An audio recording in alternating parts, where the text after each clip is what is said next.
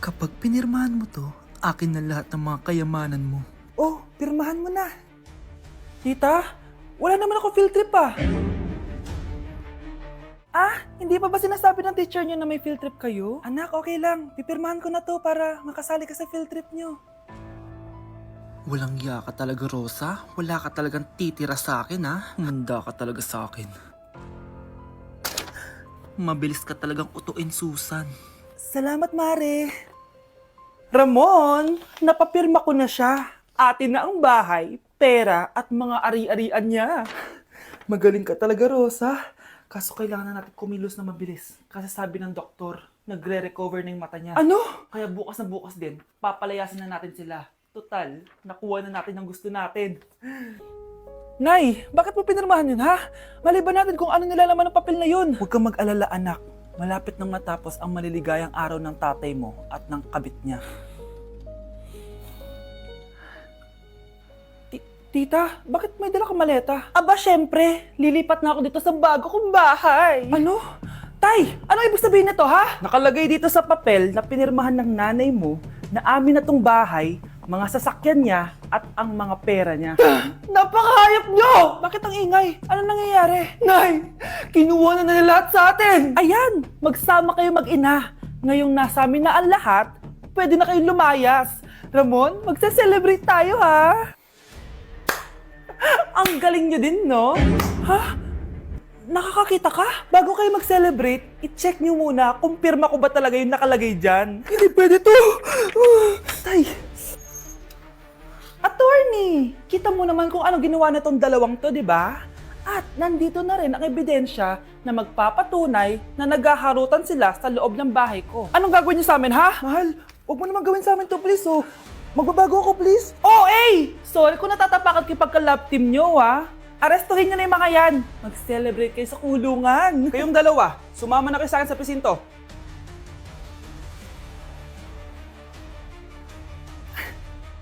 Kyle, anak, uuwi yung mga kapatid mo. Talaga, Nay? Tagal kong hinintay ito. Grabe, akala ko nakalimutan na nila tayo kasi successful na sila eh. Miss ko na sila. Tagal na din nung last na pumunta sila dito. O sige na anak, hintayin mo sila sa labas ha. Maghahanda lang ako ng kakainin natin mamaya. Uy, Kyle, balita ko, uuwi yung mga kapatid mo ah. Opo tita. Paano niyo po nalaman? Basta! Siguro proud yung nanay mo kasi successful yung mga anak niya, no? Oo naman, tita. Nagbunga lahat ng paghihirap ni nanay sa kanila. Deserve nyo yan. Malapit nyo nang malaman ng totoo, walang sikretong hindi nabubunyag. Pasok na po ako, tita. Sige.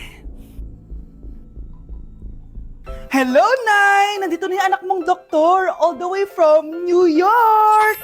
Hi, Nay! Nandito na yung anak mong teacher all the way from Central Elementary School! Hello, Nay! Nandito na yung anak mong engineer! Naiyak naman ako. Nakumpleto din kayo magkakapatid. Sana nakikita to ng tatay niyo. Masaya ako na nandito kayo, ate, kuya. Sana maging successful din ako na kagaya niyo. O siya na, kumain na kayo ha? Galing pa kayo sa malalayo eh. Wow naman, Mare. Bigatin na yung mga anak mo. Saya-saya. Oo naman, Mare. Ilang taon din akong kumayod para mapagtapos lang sila. Pero worth it naman, di ba? Teka, Mare, para mas masaya, may kailangan kang malaman. Oh, eto. Ha? Ano to, Mare?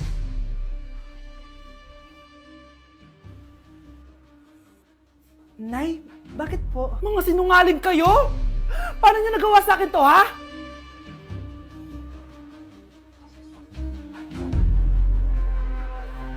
Nay, bakit po? Mga sinungaling kayo? Paano niyo nagawa sa akin to, ha? Nay, anong sinasabi mo? Hindi namin maintindihan. Ikaw, Scarlett, sabi mo doktor ka, di ba? Bakit katulong ang trabaho mo sa New York, ha? Nay. Ikaw, Brianna, teacher ka, di ba? Bakit nakita ka nilang nasa bar at sumasayaw-sayaw ka pa? Ikaw, Michael, akala ko may engineer na ako. Ngayon pala, nangi-scam ka lang ng tao! Bakit nyo tinago sa akin to, ha? Nay, hindi kasi ako nakapasa bilang nurse sa New York. Sabi nila, mas magaling kasi talaga si Brianna compare sa akin. Kaya rumakit muna ako bilang katulong para makapag-aral ulit. Oo, Nay, sumasayaw ako sa bar. Pero di ko binibenta ang katawan ko. Kinailangan ko lang yung pera para makagraduate na ako bilang teacher.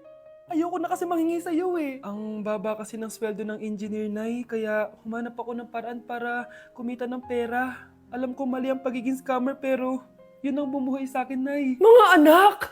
Sana sinabi niyo sa akin! Pamilya tayo dito, diba? Magtutulungan tayo! Bakit tinago niyo sa akin? Natakot kasi kami, Nay, na baka ma-disappoint ka namin. Alam kasi namin yung paghihirap mo. Mapag-aral lang kami. Anak ko kayo! Gagawin ko lahat para sa inyo. Sa tingin niyo ba hindi ko kayo tatanggapin, ha? Kaya itigil niyo na yung mga ginagawa niyo. Lalo ka na, Miguel! Opo, Nay. Sama-sama tayong bumangon. Nay, sorry. Wow, ang sweet naman.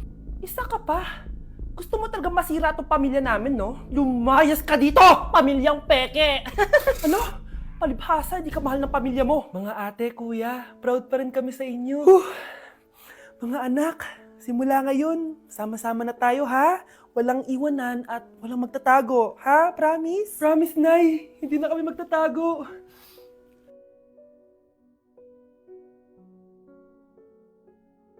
Nakikiramay po ako sa pagkawala ng asawa niyo. Masakit para sa amin ang pagkawala niya. Kailan pala namin makukuha yung mga ipapamana niya sa amin? Ipaprocess pa po namin yun, ma'am. I-update na lang po namin kayo. Sige po, attorney.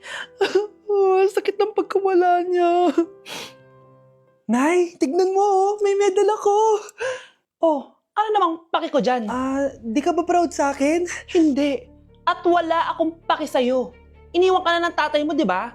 Kaya pwede ka nang umalis dito. Bakit ka ba ganyan sa akin, Nay? Huwag mo nga ako matawag-tawag na nanay dyan. Kadiri! Hindi kita anak. Ang nanay mo, wala na. Malandi kasi. Nay, gutom na ako. Ay, gutom na baby ko. Wait lang, mag-order ako ng steak for you, ha? Yay! Steak, my favorite! Ampun lang pala ako. Nasaan na yung totoo ko, nanay?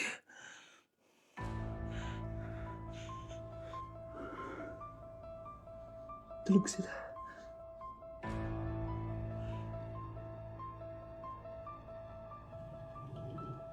Nasaan na yun?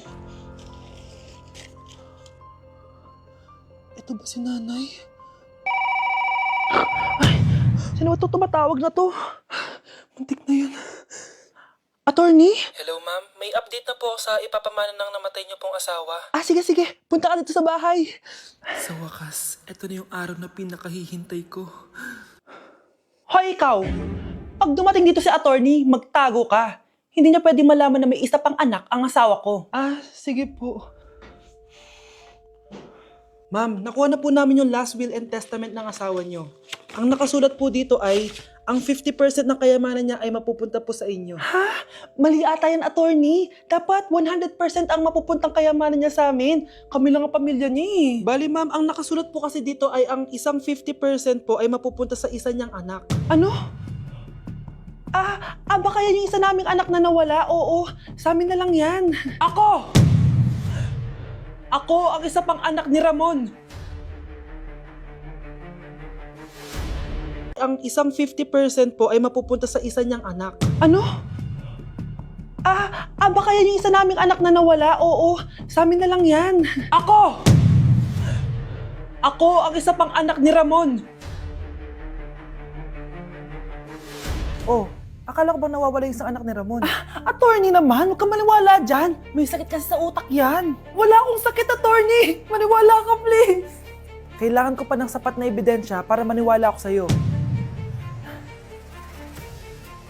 Sige na, babalik na lang ako. Ito na ba yung bagong bahay ng anak ko? Ikaw, babae ka? Sinubukan mo pang agawin sa amin ang kayamanan ng tatay mo? Ang sama nyo, tita! Gusto nyo kunin lahat! Well, hindi naman maniniwala sa'yo si attorney dahil wala kang ebidensya. Tao po, attorney po ito. Nandiyan si attorney. Halika dito. Ayan, ikukulong muna kita dito sa bodega hanggat hindi ko pa nakukuha ang kayamanan. Yes, attorney. Hawak ko na ang 100% ng kayamanan ni Ramon. Nandito na ang titulo, papeles at cheque ng mga kayamanan niya. Ay! Salamat, attorney, ha? Scarlett, hindi ko na alam kung ano nangyayari sa nanay ko. Pero huwag ka mag-alala. Ako bahala sa'yo. Kailangan na matigil tong pinagagawa ni nanay. Tao po. Sino ka? Ako po yung nanay ni Scarlett, yung anak din ni Ramon.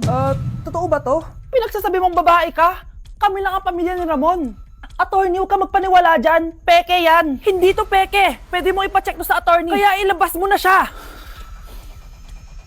Kinulong po ni nanay si Scarlett sa bodega. Ha? Anak?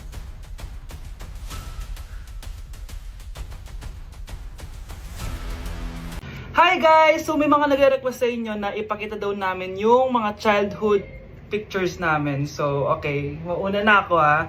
Ang unang childhood picture ko ay... Hala! Guys! Tingnan nyo! Tingnan mo yung naka-brace pa ako dyan, no? Hala, parang may tartar. Ano sasabi mo? Okay. Mahal ko yan. Ikaw na, saan yung sa'yo? Gusto ko Sa makita. akin. This is like a baby photo. Tingin. Di ba? Oh, cute!